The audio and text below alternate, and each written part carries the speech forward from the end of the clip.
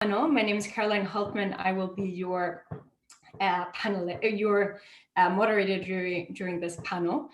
I'm super delighted to have you here. We're so excited about the internship program in particular. As you know, it is our first year that we're doing it. It's a trial. So please spread the word to other students that you think might be interested for the future. And if you have any feedback along the way, also please feel free to share it. We would love to hear your thoughts on the process and also about your internships once you actually have them.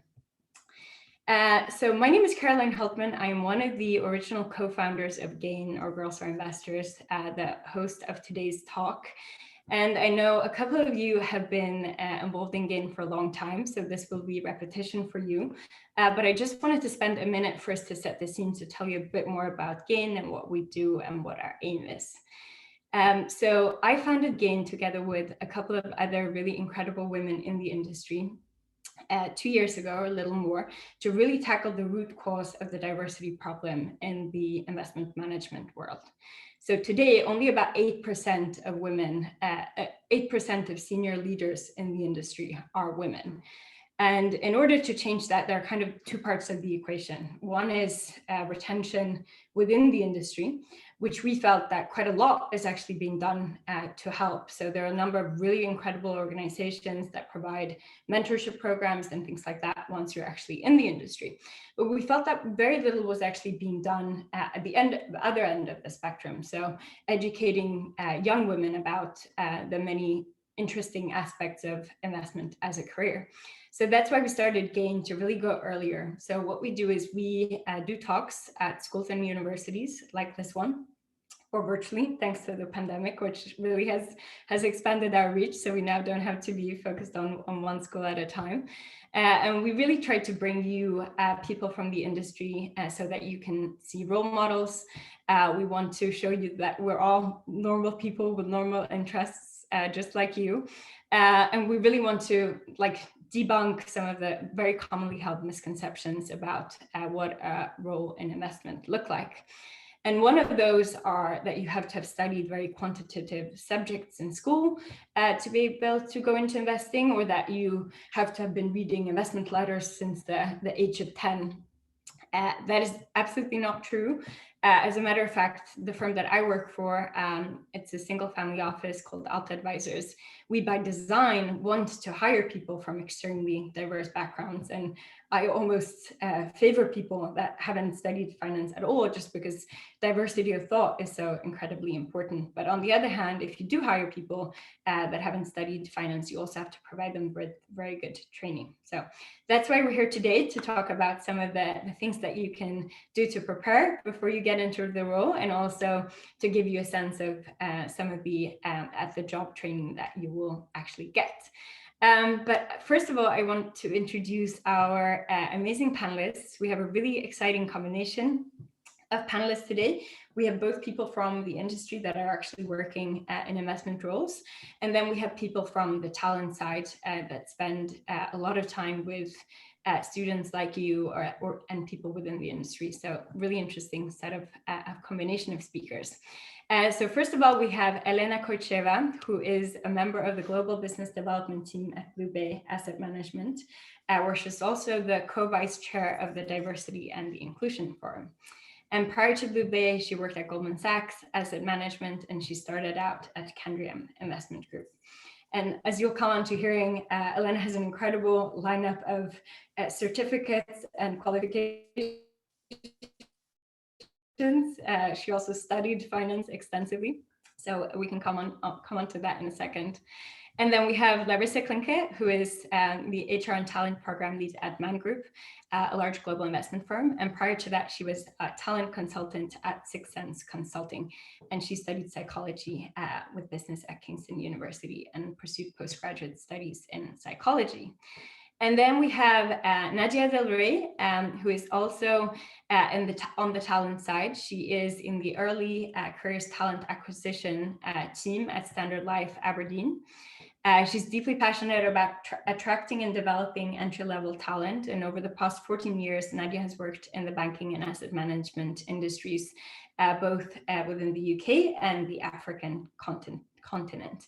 And her main purpose is to open up routes of employment to a diverse pool of talent and connect them with meaningful work.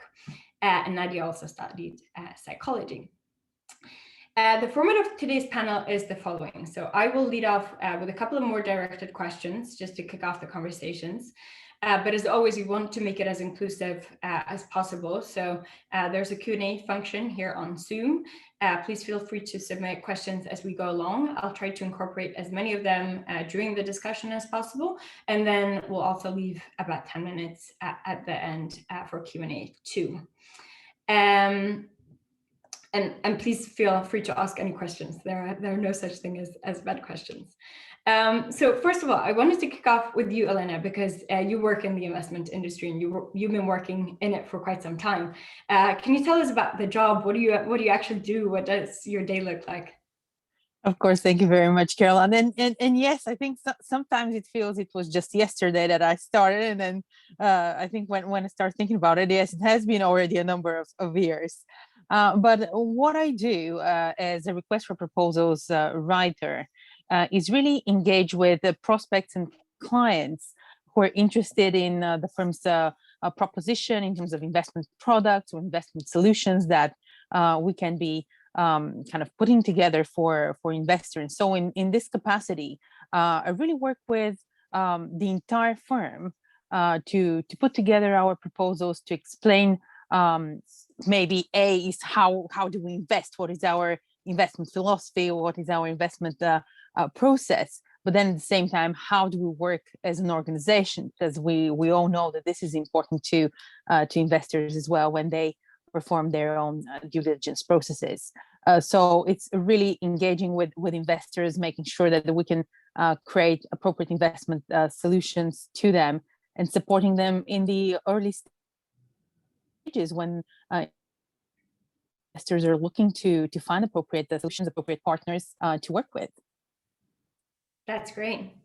And what is the most exciting part of your job? Like what initially draw your attention to investing?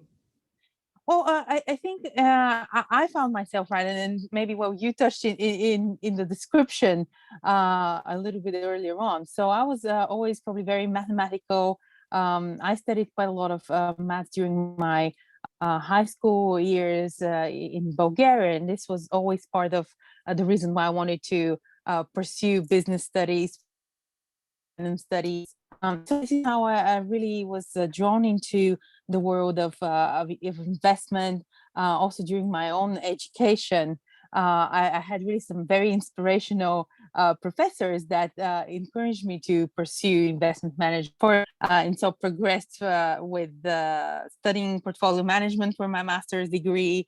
Also pursuing a number of professional designations, offering really different aspects and insight into the world of investing. And so this is how I decided to pursue my career in investment management.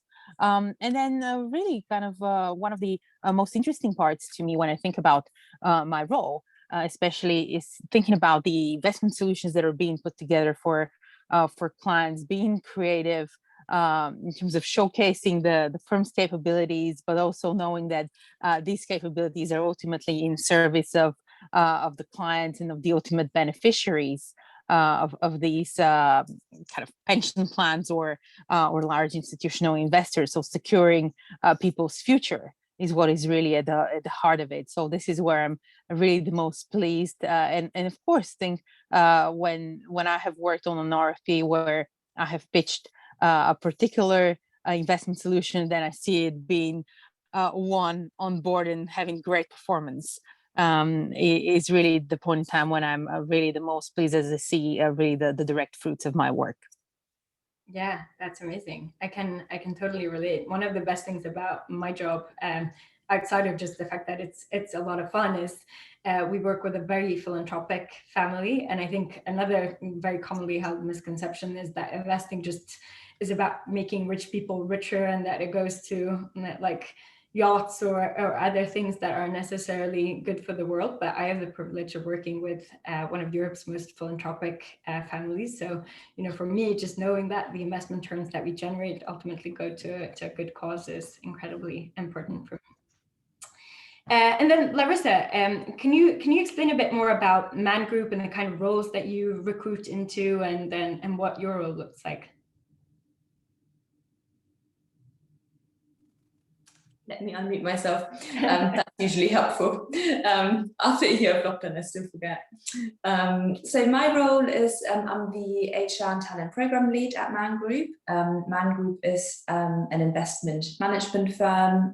We've got offices around the globe. So we are in our head office in London, but then also in the US, and we've got offices in Asia, Australia. So yeah, we are a global investment management firm, and we run discretionary strategies, quant strategies, fund-to-fund strategies as well. So we're quite a diverse business in terms of the strategies that we run and follow, and that makes it really interesting for talent programs that I'm running, because I work with various parts of the business and they need very different people to do the jobs. So we've got a quantitative investment management program, a discretionary investment management program for graduates, and also a mix where candidates or applicants can do both. I also run our apprenticeship program, so that's something that exists as well, which is sometimes a misconception, I think, that you always need a degree, but not necessarily. There's apprenticeships as well. Internships, of course, which is the big topic of today. And yeah, there's also kind of various other inside weeks and things like that that we're offering as well. I think I work with, as I say, a very kind of varied candidate base. So I think one of the other things to sort of debunk in this session is that it needs to be one particular profile. I think there's lots of different backgrounds that can be really, really helpful in different parts of the business, and so I wouldn't want anyone to think that their degree background is necessarily holding them back from a career in investment management, because there are so many different opportunities. Absolutely, yeah, I totally agree. As I said, I almost try to filter out, put people that have already studied finance in a separate bucket, because we think diversity of thought is so incredibly important. So it's really important to think about that when you recruit too, and the various biases that you introduce throughout the process, and make sure that you really give everyone with different opportunities an equal chance. And then finally, what about you, Nadia? Tell us about your role and what you do. Sure, no problem. Thanks, Caroline, and good evening to all you lovely ladies that we obviously can't see. And we're delighted to be here with you. And so I am the talent acquisition lead at Standard Life Aberdeen.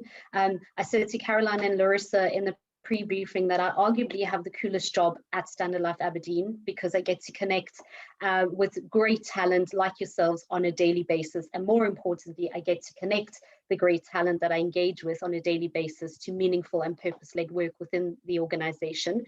So I'm accountable for all things attraction, assessment, selection, offer management, and onboarding of our early careers populations into the organization. We have 3 core entry programs, entry-level programs into Standard Life Aberdeen, one being the traineeship program, one being our internship program, and one being our graduate program. All 3 programs, at the heart of those programs is diversity and inclusion. So everything that we do and the talent that we bring into the organization has to align to the strategy and the overarching theme of diversity and inclusion within our programs. Just a little bit about Standard Life Aberdeen for those of you who aren't aware of the organisation. So Standard Life Aberdeen is one of the largest managers within the UK. We are also a global organisation. We have operations across 50 locations across the globe, being in Asia Pacific, the Americas, continental Europe, and in the UK. We employ just over 6,000 diverse individuals into the organisation across those locations, and we are a proudly Scottish company. So our headquarters are in Edinburgh, but we do of course have offices in London. So that's just a little bit about Standard Life Aberdeen, and just high-level overview of kind of the programs that we look to hire into. That's brilliant. Thank you so much, Nadia. A lot No of problem. different avenues that we can go down. I wanted to start off by discussing reading with you, because something that I always give as a recommendation to our incoming interns is just to read. I think it's the very best way for people to get inspired about investing in general. There's so many captivating, interesting books about, anything from, tales about what's been going on in the financial markets, to letters about people's investment philosophies, to, more hands-on, very helpful handbooks. So I wanted to hear about some of your reading recommendations. Elena, do you have any recommendations? And maybe if you have both recommendations that are, more easy reads and that are a bit captivating, but also some that are more informative, that would be super helpful for our listeners. Sure, yes. And maybe, Caroline, I think maybe what I would be thinking about is as well, right? I think we can be thinking from anywhere, from the big thick textbooks, right? From to really the kind of the sources of information, right, that we're thinking about markets, right? Whether that's Bloomberg, the FT, the Economist, right? I think all of these venues are always very helpful for anybody who is in the investment profession. But I think one particular aspect that I think is also important is maybe also the reading on soft skills, right? And so how do we develop the soft skills as well? I think is very important. And I think with that, I will also probably highlight the use of social media. I think any type of talk, and for example, the TED Talks would also be very useful for people to develop their skills when it comes to presenting a story. We know, and right, you touched on it as well, when engaging with clients, it's very important to have a clear communication style. And I think as we progress further in our careers, we're also being quite a lot more in front of clients, so our communication and clarity becomes very important. And an important point as well is combining the technical skills with the soft skills. So understanding probably how technical you have to be depending on the audience that you have in front of yourself, I think is also an important fact. So really, any type of information is useful to consume, and also it needs to be delivered with a skill. Absolutely. That's probably the most interesting suggestion, and the most Gen Z suggestion I've heard when it comes to practicing your presentation skills. That's amazing. What are your favorite publications? Like, where do you read up on the news? Do you listen to any podcasts or anything like that? So yes, I think, right, as I mentioned, right. So anything that is articles based on, as I mentioned, Bloomberg, the FT, that is always very helpful. I think, of course, on the podcasts, well, frankly, I have been listening to our own podcasts that are developed by our portfolio managers at the firm. But of course, anything that is, I think, of interest to the individual. And I think it will also, what I would also suggest is finding right, podcasts and resources that are of interest to the individual, depending on the area of interest, right? So, of course, the specific ones from Blueberry in the area of fixed income, but surely there are also other sources potentially. Let's say people might be interested more in the areas of specifically on ESG or impact investing or anything like that. So I would say really think of what is your interest and how you can be increasing your knowledge in any specific area. Yeah, I definitely agree. My job is not to invest directly in companies. We invest through other funds, but part of my role is still to, really understand the business and what makes a good, management team and what makes a sustainable business. So I find listening to podcasts like How I Built It that interviews entrepreneurs super, super interesting. And it might not be the first thing that you think about when you hear, a podcast related to investing, but that's kind of, for me, what the world of investing really is. It's kind of like taking together all these different small insights about, people judgment, about industries, about businesses, and putting that together all in a package. What about Larissa and Nadia? Do you have any reading recommendations? I actually do. So the first thing I will say with my man group hat on, we do have a podcast as well, and we've got quite a few resources on our website. And I think what's really interesting are all the material around ESG. So the podcast we have is called Sustainable Future. That's really interesting, talking all sorts of ESG related tips and advice and backgrounds, and is therefore really useful. Now, for compliance reasons, this is me with my personal Larissa hat on. I've got a few books and recommendations that I can also share. So these range from things that are a little bit more accessible and easy to read to really technical things. So a book called Super Forecasting, you might have read it, heard from it, by Tetlock and Gardner, I can recommend. Then we've got a book in our recommended reading list called What Works on Wall Street. Again, that's, I think, a little bit more technical. And then we've got The Intelligent Investor by Benjamin Graham, and I think that's more technical. So those might be things. I think what's important is that you don't force yourself to read anything. I think if you're genuinely interested in something, then that's a really good read, and then that will really help you. If it's something that you're really sort of not quite interested in, I think also a little bit in line with what Elena was saying as well, if there's a genuine interest, I think that's helpful. Don't force yourself to do anything. Yeah, I totally agree. We always send out a reading pack to all of our incoming interns or people that join full time for that sake. And The Intelligent Investor, is a real classic. It's in there, but it's also, quite a daunting book if you haven't read that much about investing before. So that's what I was saying earlier. We always try to pair it up with, some captivating tales to kind of, get that initial spark going, and then you can dive deeper. Yeah. What about you, Nadia?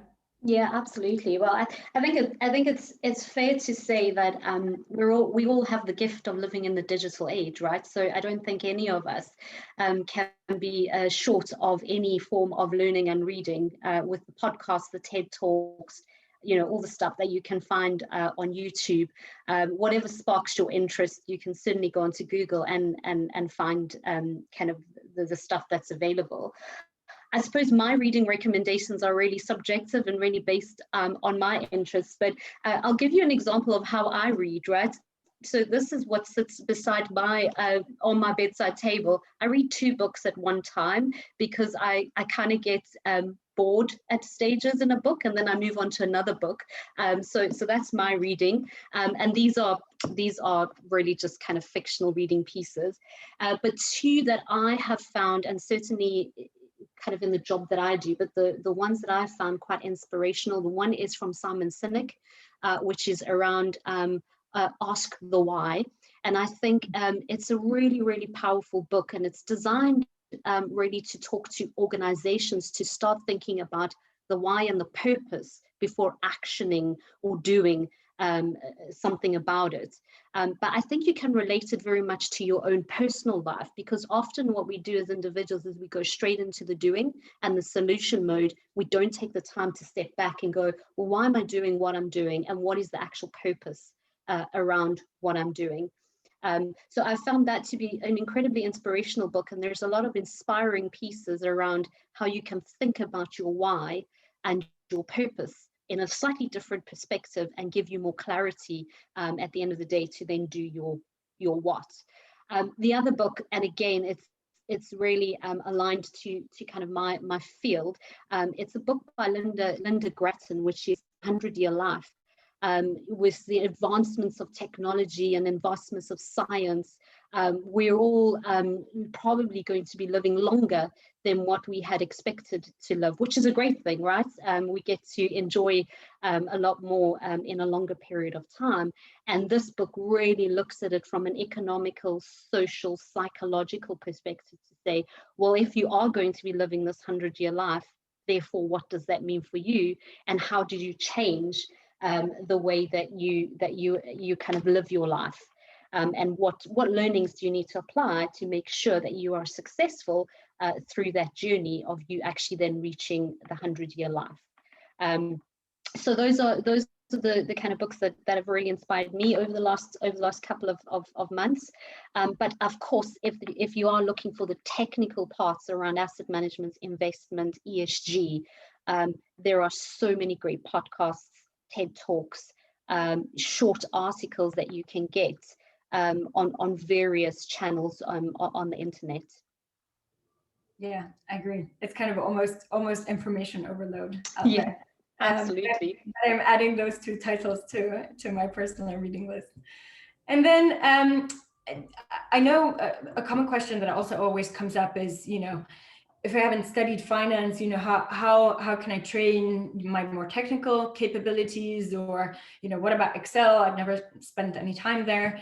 Do you guys have any recommendations on, kind of pre-training materials that you could do online, or things you could access? I remember I went into investment banking before this investment role, and I took a course with a firm called Wall Street Prep. And as I was researching various courses that we could provide for our gain interns, I found out that it actually wasn't as expensive as I thought it was, because at the time I was doing it, they marketed as this incredible thing that you should be incredibly thankful for, and it was really great. So that's one thing that I found recently that's quite an accessible, digestible course online. But do you guys have any other recommendations, any things that you've come across?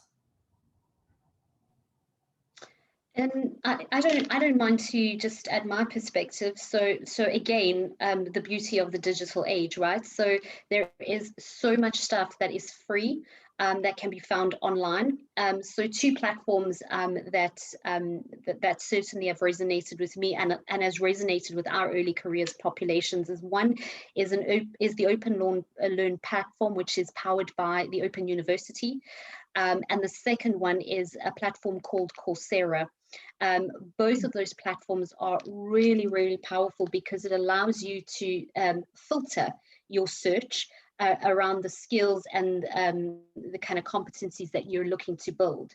But what's really, really nice about these platforms is it also allows you to select basic, intermediate, or advanced. So if you want to, stretch yourself on a particular topic, and you can go to the advanced section, but it also gives you a wide range of topics, and it also allows you to filter against the time that you have available.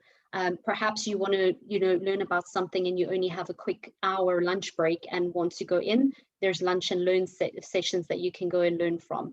Or if you want to really get into deep, meaningful learning, there's longer courses that you can work with. And it's Coursera specifically brings together content from some of the global leading universities. So it's really hosts all their university content on one platform. That's incredibly accessible. It's free, and you can go on and pretty much learn what you want. So if you want Excel training, both of those platforms will be able to give you that Excel training. But I wanted to also just say, Caroline, and maybe Larissa can add on this, certainly from our perspective, when we hire our early careers cohorts into our programs, we don't have an expectation for any of them to come in with the technical knowledge. We have very well-crafted and curated learning and development programs that are built around our early careers programs to make sure that we support you on your learning journey.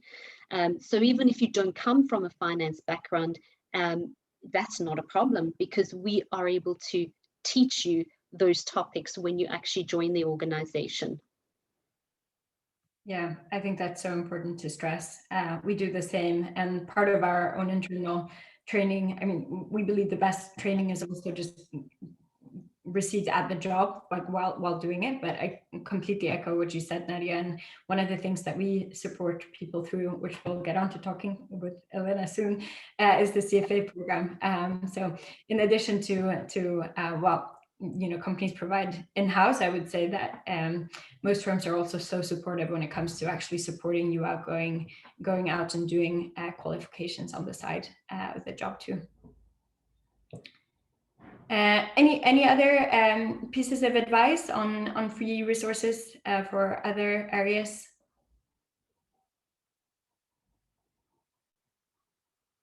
No? Okay, let's move on to qualifications because Elena has a lot of them.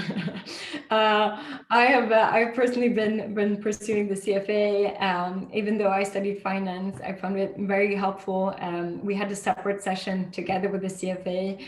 So if you're interested in learning, really going deep on that, you can listen to that on YouTube. But just in summary, it's a very, very broad and deep program that I think is hugely helpful to any career in investment, no matter if you're going into public investment, private equity, venture capital, whatever it might be. But Elena, you have a full range of qualifications. Can you tell us a bit about the ones you have and what it took to achieve them, because it's a big time commitment, and then if you were in the shoes of some of the students that we have on the line just entering the industry, what would you kind of recommend? Of course. So yes, well, frankly, quite a lot of them. So maybe if I start right with the probably the let's call it the really the standard qualification across the industry, the CFA designation. Of course, well, just like anybody, right, pursuing the designation, I went through the different levels of exams. Actually, I always highlight that this is a professional qualification that really traveled with me. As I was just pursuing my own education at the time, so studying in the UK. Then I moved to live and study in Paris, in France, which is where I actually started pursuing the designation, to then come back to London and finish it here. So what I would say, it's really a qualification that gives you very solid foundation into the various asset classes that we do have in the investment management world. It's really designed to give people the overview of various instruments, quantitative techniques. So I think from that perspective, it's really very important. And actually, one of the most important areas of the designation is the ethics part. So I think that this is really almost, in my view, has always been something that I always find myself reflecting upon, because this is, I think, very relevant to the context in which we operate on a day-to-day basis. The second one that I did, it's the Kaya designation. It's focused on alternative investments, and in my view, it was just a natural progression as I was, of course, progressing through working at the time within a portfolio management team, and then working at Blue Bay, thinking about some of the alternative strategies that we have within the firm. So I always found that that was a very complementary designation from that side, giving me the opportunity to know more about the alternatives world, and the various strategies that exist there as well. The third one being CIPM. It's a designation that is offered by CFA Institute, and it's focused on performance attribution. So anything that is really going to help you analyze what the portfolio has done, where has managers been able to add value and add to client returns. So to me, the way that I have always thought about these designations has been in a very complementary way to each other. So each one has given me a different area where I have been able to strengthen my own expertise. Most recently, I did pursue the certificate in ESG investing, again offered by CFA UK Society. And yet again, even pursuing this designation, I have always seen it through the lens of getting to know more about the world. We all know that ESG is an area that is very much developing as we speak. So I think that having this body of knowledge has been really helpful, as I have, of course, seen interest from clients as well. In terms of giving advice, I would say, of course, my own journey was one where probably I was building kind of the knowledge on kind of from starting with CFA and building on from there, which was probably the advice that I received when I was pursuing just my education at the time. When I was pursuing one of my master's degrees, I got the advice from a multi-asset portfolio manager to do the kind of designation. It has always been, to be honest, on the back of advice that I have received from either my professors or professionals that I have worked with. But of course, I have to also be realistic in the fact that we all know the CFA qualification can take some time to achieve, even though it does set, I think, a very good foundation. So I think the way that probably I would advise people is to think about what is the most relevant to them. Maybe thinking about whether they have pursued a designation before, whether their educational background is one that probably would support a particularly more technical subject or not. I think maybe a useful way to think about it. And then again, I think it's just having the overall plan of what is the designation, right, going to help the individual with. I think it is going to be very helpful when trying to think about what to do first, or do I just want to pursue one designation? Of course, there isn't a requirement to pursue a number of them, just in my case. But I think it's really reflecting on what is the value that the designation is going to bring to the individual on a personal basis and career-wise as well. Yeah, super helpful. I agree with that. And Larissa and Nadia, you must see that too from the recruitment side. I see it when we recruit that more and more students are actually pursuing level 1 or even 2 on the side of their studies, and it's really something that sets people apart. So can recommend it. But as I said, if you're really interested in learning more about the CFA, we have a separate panel on that, so we've got you covered. I wanted to move in to the second part of the talk, which is more about how to succeed when you're actually at the role. And Nadia, you mentioned that companies obviously provide very extensive training at the job, so you shouldn't be expected of that. You should have completed all the training up front. But can you talk a little bit about the kind of training programs that you offer for summer interns in particular, and what those entail? Yeah, sure. So all the programs, all our early careers programs are like I mentioned, they're kind of encapsulated by a very strong learning and development framework. So it's not good enough for us to hire the best and the most diverse talent into the organization and then not help them thrive and succeed to kind of their end destination. So we have a really well curated learning and development program. It's a blended program. So a large percentage of the development program that is aligned to our early careers population is on the job shadowing. So I'd say 70% of the learning that we do is on the job. So learning with and through others. And that can be through your peers, or it can be through individuals that are outside of your peer group or the area that you're working within. So that's a really, really important piece.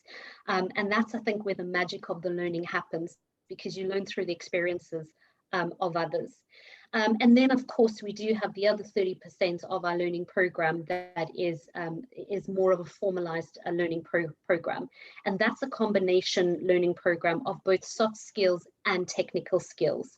So the softer skills really looking at kind of branding, influence, networking, skills, communication skills, and then the technical piece that's slightly more nuanced for us because it depends on the area that you go into, will depend on the technical training that you get. So not all our early careers program get the same technical training. But our organization is also all about self-discovery and self-learning. So we provide you with a platform to make sure that you all get a consistent learning experience. However, we do expect you to have a continuous learning mindset. So that's one of the key skills that we look for in the graduates, interns, trainees that we hire, is that you come in wanting to continuously learn. And therefore, we would look to our early careers cohorts to make sure that they are going on to our learning platform. So we have a really nifty and cool platform, which is called the My Development platform. It looks like Spotify, really. So you can go in and create your own learning platforms based on the interests that you're wanting to pursue. And you can then go and learn about various topics that you want to learn about. So that's a very important part of the learning journey of our interns, trainees, and graduates. So it's a bit of a blend and a bit of a combination. And of course, learning is the foundation of all our programs, and we expect our graduates, interns, and trainees to want to engage in the learning material. That sounds amazing. I wish we had one of those tools. We're definitely way more low tech on that. Exactly. It's really cool. And we have cool technology that helps kind of also, if you're looking for a topic on leadership, we have a tool called, it's abstract, right? Which means that they will go out and they'll give you a write-up of a particular article or a particular book, and they'll give you a summary of that book. And you can read the summary and then say, yeah, I want to learn more. And then you can go and learn more, or you can go, well, I've learned enough and therefore I don't need to. So yeah, we've got a great learning platform, which I think is definitely enables the self-learning component that we've built into our early careers programs. Great. And is that similar to you, Larissa, at Man Group, or does the program look very differently? No, I was going to say I've got very little to add to what was a very good description of the talent programs. We at Man Group, it's very similar. We don't expect interns or graduates really to have that much technical knowledge when they come in. A lot of the learning is on the job for us as well. And I think that gives such a good opportunity to really see what something is like, because I think you can read something in a book or hear a course about something, but if you actually do the job, I think that really teaches you something about what it's like and what it feels like to do it in a completely different way. So a lot of what we do is on the job training as well, but it's obviously complemented with a lot of soft skill training, technical training, again, depending on the area that you're going into, and then that self-learning element as well. I think one aspect that hasn't been mentioned yet is also the importance of, I think, buddies and mentors in the firm. So for our interns and graduates, we connect them with a buddy who's someone who may be on a couple of years into their careers but not that experienced, and then a mentor who will be someone who's on our exco or in senior management. So I think those two give really interesting perspectives as well into what a day-to-day might look like. They have a really holistic view sometimes from the senior management perspective of the company, the strategic direction of the firm. And I think my advice would also be to interns to really engage with that offering as well. And I think particularly when it's relationships like that, you always get out as much as you put in. So I think investing a lot in building those relationships can get you really far. Couldn't agree more. It's funny that you say buddies, because I set up the exact same framework for this batch of interns that we had this summer. So we typically just have one mentor, but I felt that when we did all of our interns completely virtually, and it's such a hurdle for young people, I feel, in general, to go out and ask questions. And I feel that hurdle is amplified by the fact that you're on a Zoom screen with people that you haven't met. So I was hearing a lot of feedback coming through that, they seem a bit shy to ask questions. Like, obviously in an internship, you always want to, put your best side forward. But I think it's so important to really stress the importance of asking questions and being curious and wanting to learn. So I think I set up that exact same structure with a very informal buddy that had only been there 1 or 2 years, and then someone, as you said, that could provide more strategic direction. That worked really well. But I wanted to ask you, Elena, I don't know if you've had a mentor or been a mentor, but something that I've felt personally, at least, is and you mentioned this too, Larissa, it's really amazing to have a mentor, but it's really up to you to make those sessions helpful. And I think, a mentor session can either be, a general chat about life that doesn't actually add that much value, or if you put a lot of effort into planning them and structuring them in a very meaningful way, that can add a lot of value. So do you have any experience with that, Elena? Yes, and I do have experience on both sides, right? So being a mentee and also being a mentor myself.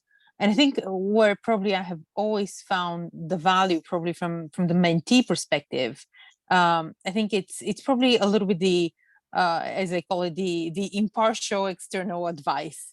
Right. And I think sometimes probably we can be thinking, right, maybe going through certain situations or thinking what to do in a particular situation. So I think this advice is always very valuable.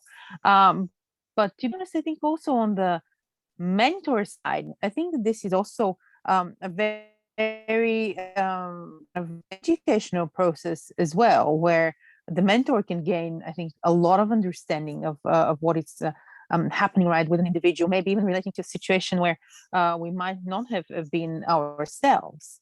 So I think that it's a very important relationship. And I have to agree with you. I think probably some of these best relationships in terms of mentorship work when the mentee is really thinking and actually taking advantage of the fact that somebody has agreed to spend time with them, taking advantage of this experience and using the mentor as this sounding board, because I think that this is where you're really extracting the most value from the mentor. And I think maybe sometimes, right, I think what I have encouraged some of my mentees to do is just to think sometimes if there is a situation, right, that that is happening, that I think an advice, right, and a catch-up would be relevant and helpful to them, is also to take advantage of these opportunities and just reach out, because this is where the value of this relationship, I think, can really shine and have positive impact on the mentee as well.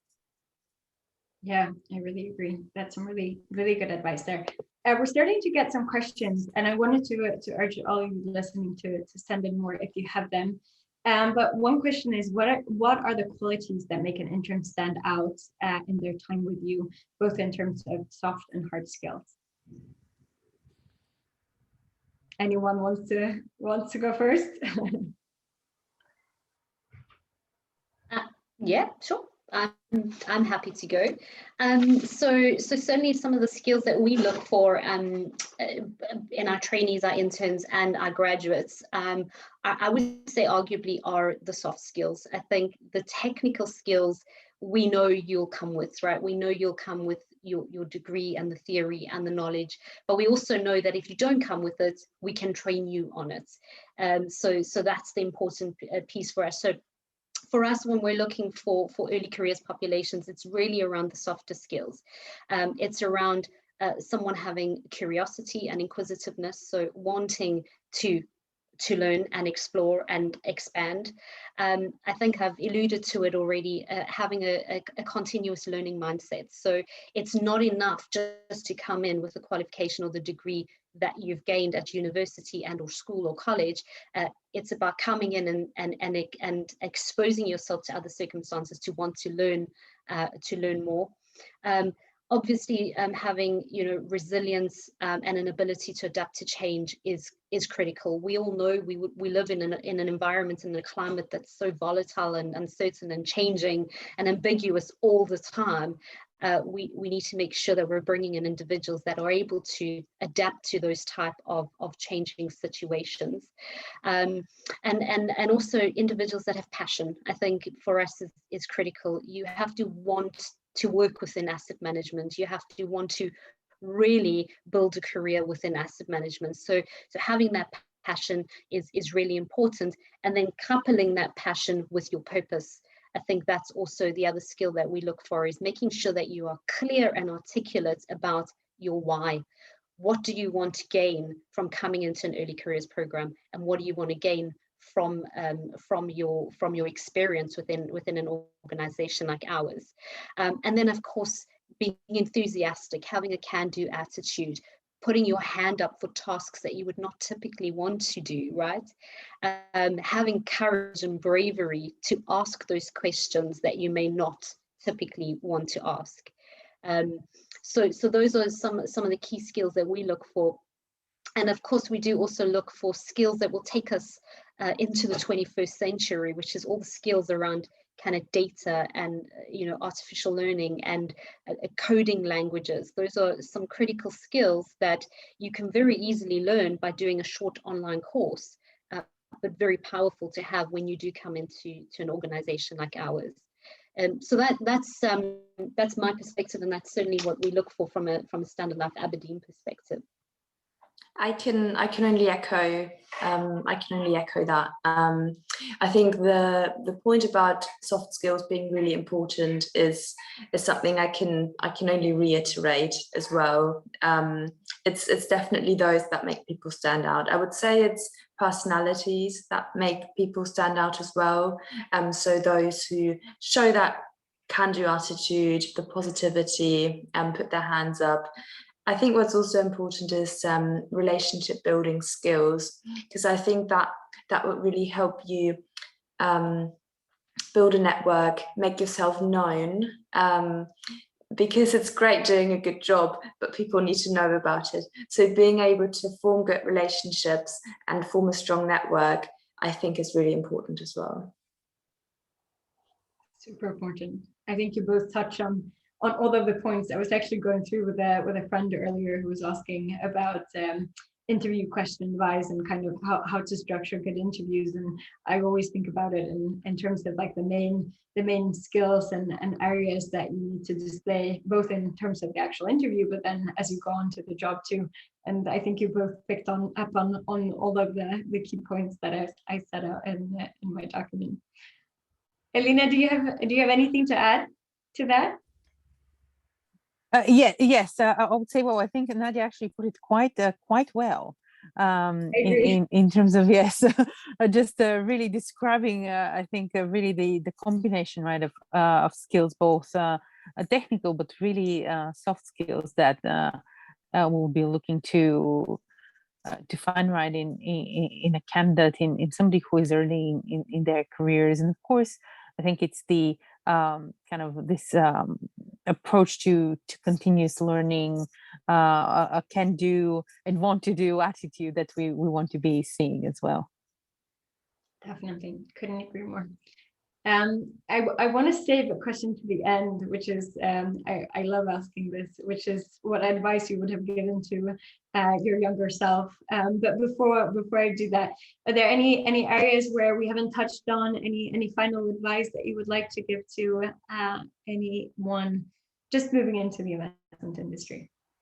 I think one thing that's important to add is be yourself. Don't try and be someone that you're not. I think it's so important to be genuine in what you do. And it really comes across when you are genuinely motivated and passionate. I think linking back to the point that Nadia made so rightly about linking your passion and your drive and your why, being really clear about that. I think if you've done that, then you know who you are and what you're there to do, and that genuinity really comes across. And you don't need to fit any particular box. I think you are a great candidate as you are, and I think having that confidence is really important as well. And then I think another thing, that just a practical piece of advice, I think going into an internship, it's really important from the offset to understand who your stakeholders are. So really understand who's in your team, what are their roles, what other teams do you work with, what do they work on, and having that clarity in terms of the people and the stakeholders that you're working with can really help you deliver pieces of work in the sort of right format to really impress those stakeholders. And there are some that are going to be more important than others. You can't make them happy, so be clear who your stakeholders are. And in the same sort of train of thought, I think being really clear about what is expected from you. So being clear at the beginning that you really have that conversation with your manager, you know, what do you want me to do? What does good look like? And how will I know whether I'm doing well or where I need to improve? There's always going to be areas where you need to improve, but I think being clear about what the expectations are, what good looks like, and how you can move towards a strong performance, I think is important. I think if I can add, and I think Larissa has summarized some of my points. I think also just two from my side. One, don't be afraid to fail. So those of you that are going into an internship in the summer, it is okay to fail. I think what's important is organizations and your line managers are going to be looking at how do you recover from that failure and what do you learn from that, most importantly. The second one is also about being very clear with your placement manager about what you hope to gain and benefit from an internship program. Because yes, as from an organizational perspective, we're looking to hire this critical pool of talent to convert onto a graduate program, and we're obviously assessing you over the duration of your internship, but you equally need to assess the organization, because remember, you're going to be choosing that organization as your employer of choice. You're going to be spending a lot of time with that particular employer, and you need to be very clear around what you're hoping to gain from them. So at the start of your internship, don't be afraid to set out your gains. What do you want to gain from the experience, and be clear to share that with your placement manager, and make sure that you're holding them accountable to that, and of course holding yourself accountable to it as well. So those were just a few added extras that I wanted to add in. That's amazing advice. Super, super helpful. I wish I had all of that advice before I was doing my first internship. Finally then, what advice would you have given to your younger self, or people that are in these shoes at the moment?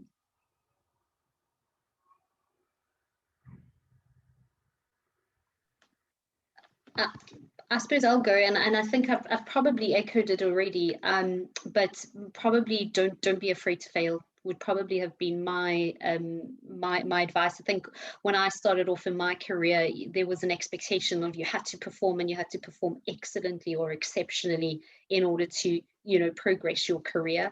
That certainly isn't the case. So I suppose I would have kind of said, don't be hard on yourself, you know, embrace the failures and learn from those failures. Absolutely. Couldn't agree more. All right. Well, it's been super nice chatting with you all. It's one of the big perks of being a co-founder of GAIN. I don't only have the opportunity to meet all of you young girls, but I also have the privilege of having a support network of 400 amazing female entrepreneurs in the industry. So it's a huge privilege. Thank you so much for listening. As always, if you have any feedback, please email us, write to us on social media. We're on Instagram at Girls Are Ambassadors. Same on LinkedIn and Facebook. And if you have any questions for me personally, I'm on LinkedIn, so feel free to message me there. It's been a huge privilege. Take care and see you soon. Thank you, everyone. Bye-bye. Thanks, guys. Bye. Thank you, everyone. Bye. Bye.